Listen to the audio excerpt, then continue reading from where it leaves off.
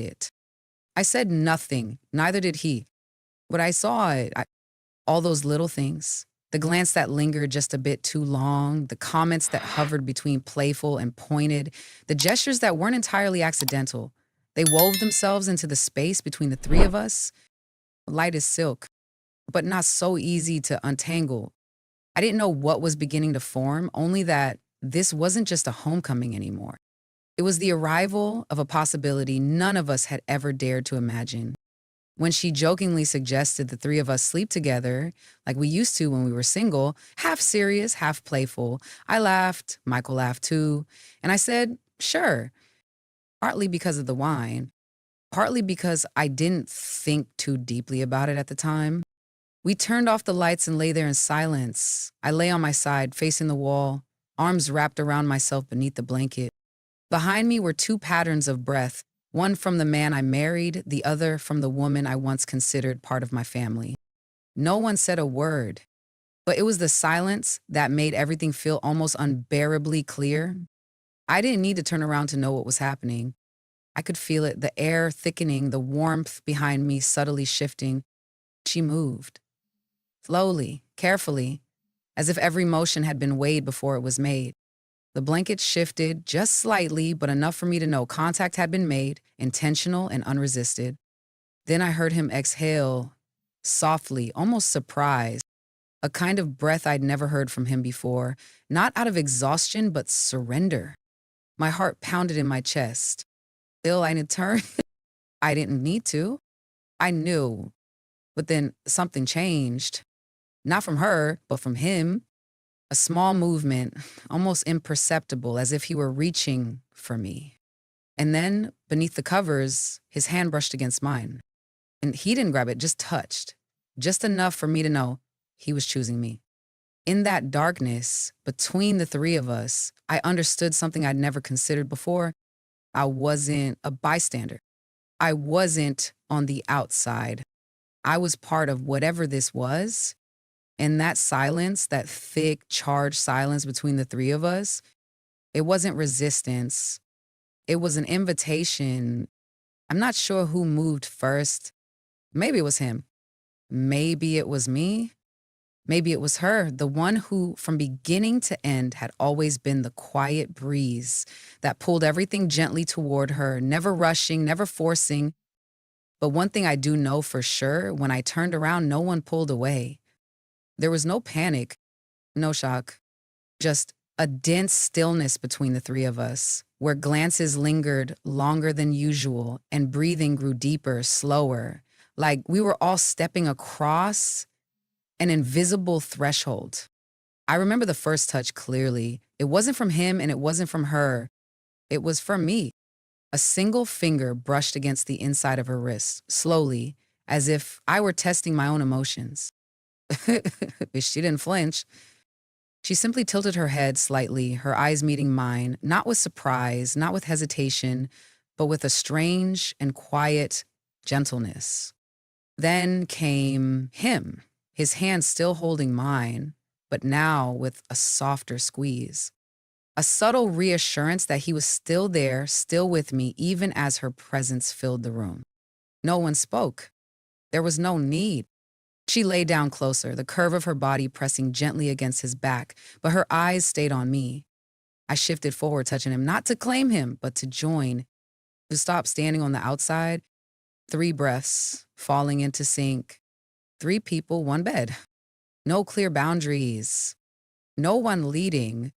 Just a quiet, unspoken understanding that this was where we were and no one was alone.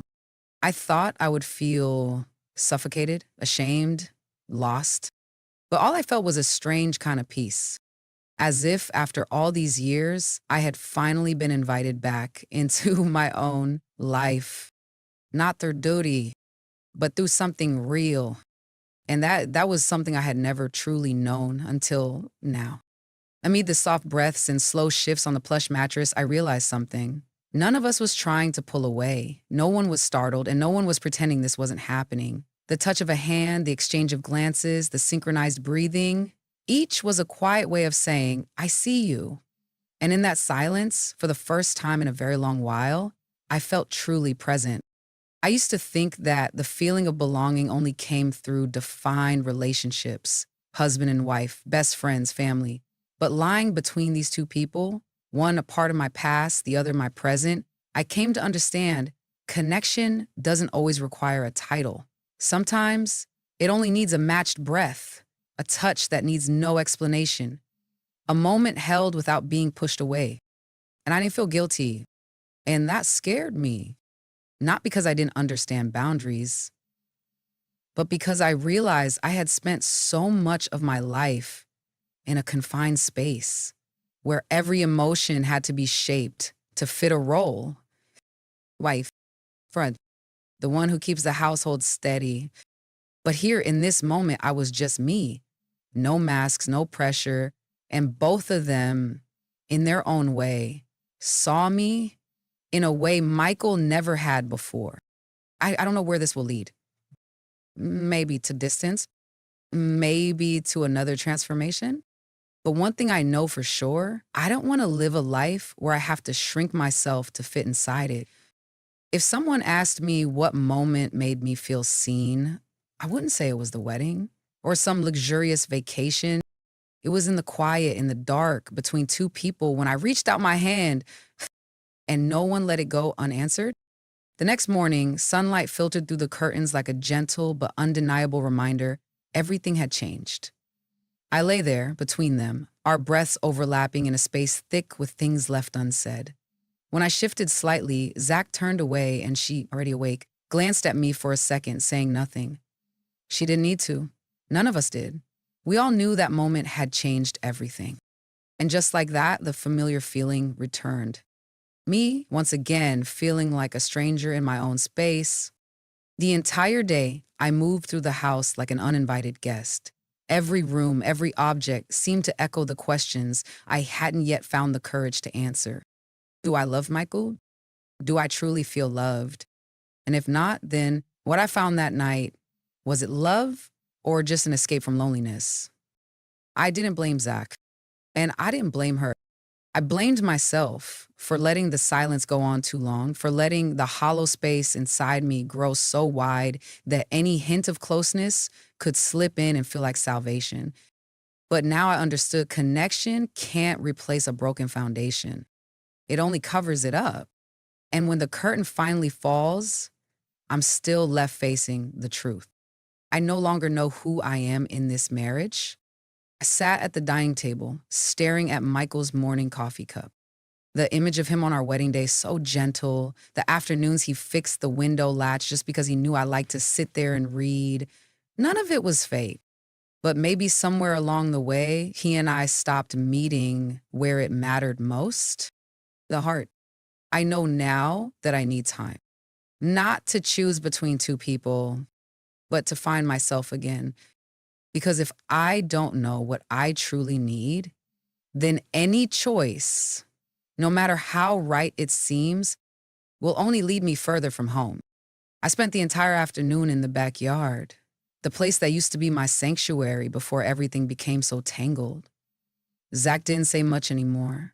He quietly avoided eye contact every time we crossed paths.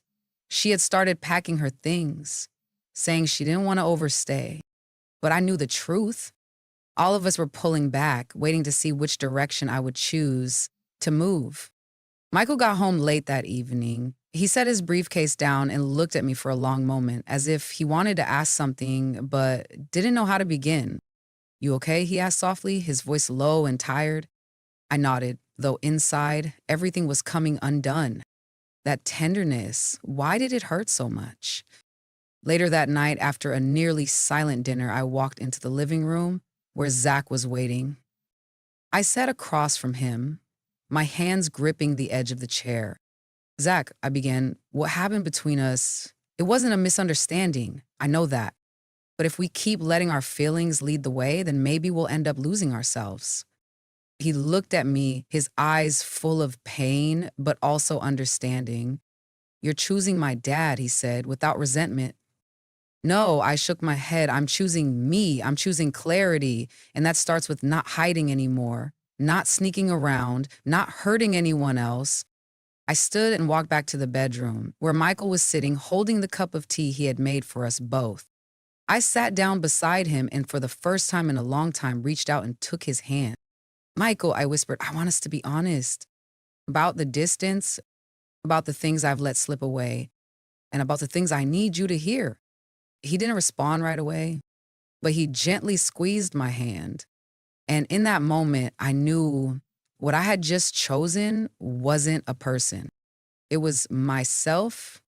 It was the courage to begin again, no matter with whom, no matter where. That choice alone was worth everything. I never expected that confessing everything to Michael would bring such a sense of relief. Though I didn't go into every detail, I told him about the inner conflict, the moments of weakness, and the closeness with Zach that had crossed the line. He sat silently through it all. No interruptions, no outbursts, just a deep sadness on his face, the kind that belongs to someone who's just realized they've been missing something important for far too long. I should have seen it sooner, Michael said at last. I thought that providing for you, making sure everything was taken care of, was enough to make you stay. His voice wasn't angry, just low, steady, and heavy, like he was trying to make sense of it all, too. I looked at him, the man I once loved, once chose, and in his eyes, I saw something real, an effort, however quiet, to save what remained between us. The next day, Zach moved out on his own. No harsh words, no pleading. He just left behind a short note. I understand why you made the choice you did, and no matter what, thank you for not denying what we felt. I read it in silence, eyes welling with tears. I hadn't just lost a companion or a friend. I had let go of a depth of emotion I never imagined I'd feel. Michael and I didn't fall right back into place. There were long silences, nights when he slept facing away, and I didn't force myself to pull him close. But something was different. For the first time in years, we began asking each other real questions. How are you feeling today? Are you tired? Is there something we could do differently? Even just a little. And in that honesty, something shifted permanently. Not to erase the past, but to step forward into a more honest present with ourselves and with each other. Zach wasn't the wedge between us. He became the mirror that forced us to look back clearly, truthfully, and with more courage than we'd ever had before. Zach left on a cloudy morning. I stood by the window, watching his car roll slowly down the quiet street, disappearing behind a line of trees. There were no tears, no goodbye hug, just one long look straight into my eyes. A look that held everything that had happened, everything left unsaid, and everything that would never be put into words. Since that day, Michael began waking up earlier. He made coffee for both of us. He didn't say much, but the way he placed the mug in front of me each morning felt different. He wasn't just being a responsible husband anymore. He was learning how to be present. We started taking walks together on the weekends. Once at the market, he reached for my hand, a small gesture, one I hadn't felt from him in so long. And in that moment, my heart stirred, not because of something new, but because something old had quietly returned. Still, the silences remained. There were nights I lay awake, staring at the ceiling, remembering Zach's eyes, his voice, the feeling of his hand in mine, so vivid it made me turn toward Michael, just to remind myself I was here, with the man I once chose. But the emptiness crept in anyway. Not because I still loved Zach, but because I had allowed myself to touch a part of my emotions I'd never known before, and now I had to learn how to let it go. Michael knew. He never asked, but he knew. And I knew he was also wrestling with a kind of fracture inside himself. Not because I had betrayed him, but because he once believed he was enough. Now he understood being enough isn't about giving everything. It's about knowing when to stop and truly listen. We're not back to how we were. Maybe we never will be. But every day we choose each other again, not out of obligation, but out of a quiet belief that after everything, real love sometimes means learning how to forgive both the other person and yourself. Time moved slowly, as if the crack between Michael and me couldn't be filled with a single apology or a late night embrace. But then, one afternoon in mid-month, as the last light of day streamed through the kitchen window, Michael walked in while I was chopping onions and asked, "Can you teach me how to make that soup you cooked the other day?"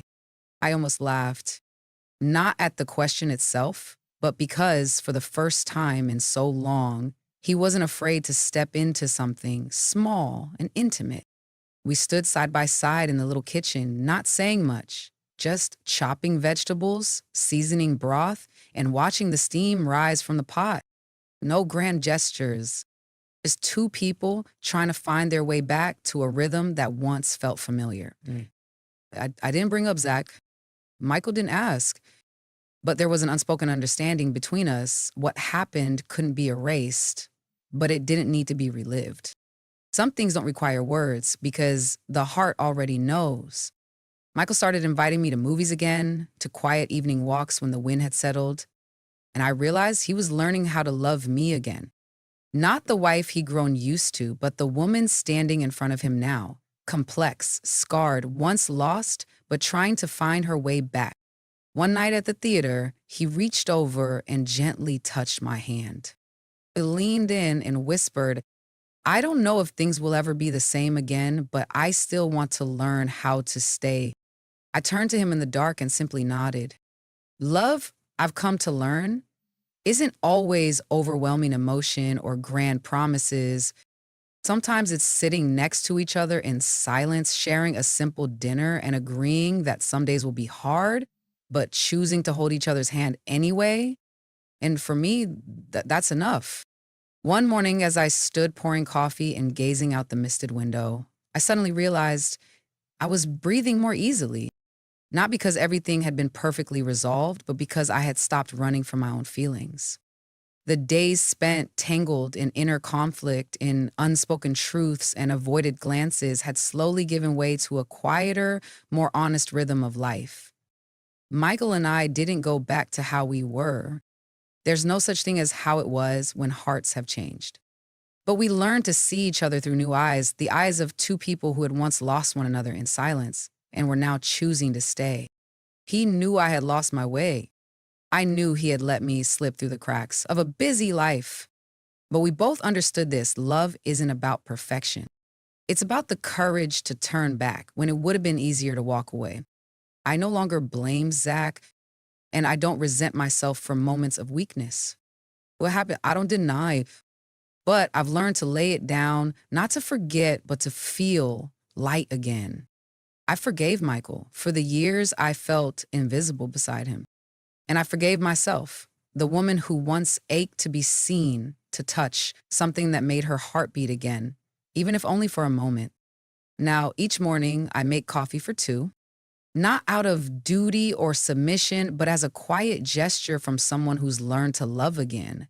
With sincerity, without expectation, I choose to stay, not out of responsibility, but because for the first time in years, I feel brave enough to rebuild from the ruins with the man who once hurt me and with the version of myself I had nearly forgotten.